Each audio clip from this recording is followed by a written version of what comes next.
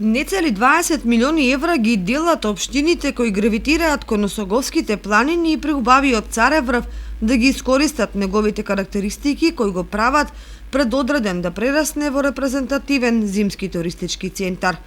Тој износ на средства не е невозможна мисија,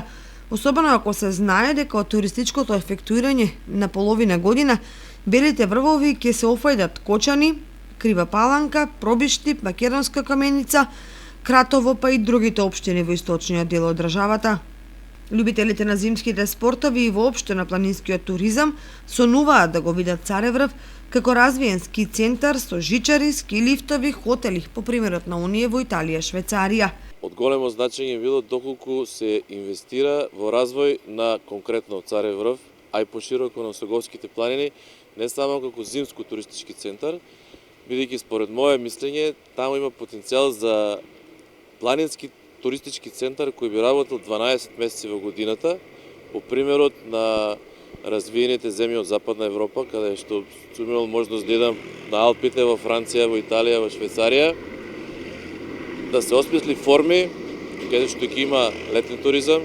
кој се развива пред се планинарење, потоа возење на планински велосипеди, поради конфигурацијата на самиот терен Осоговските планини, кои што имаат блага конфигурација, немаат острови врвови, значи има можност за развој на параглайдинг, можност за други форми како што се јавање со коњи и слично. А потенцијалите се големи. Локацијата и надморската висина, посебно за Цареврв, исто така идеална, бидејќи се наоѓа на 2085 метри надморска височина, се наоѓа на граница помеѓу повеќе општини, што исто така според мене е многу битно, и има пристап од повеќе правци. Значи од север има пристап од Крива Паланка преку Калин Камен, од исток има од запад, што има пристап од Пониква, значи Кочани, Пониква, исто така има југ од Македонска Каменица, а може да биде пристап и од Криврво Труен, кој што се наоѓа на самата гранична линија со Република Бугарија. Мислам дека во источниот дел од Република Македонија најатрактивна планина е Осоговските планини. Може да привлече голем број на туристи. Во прилог на тоа секако оди и развојот на Пониква како едно излетничко место со се повеќе сместувачки капацитети. Пониква е на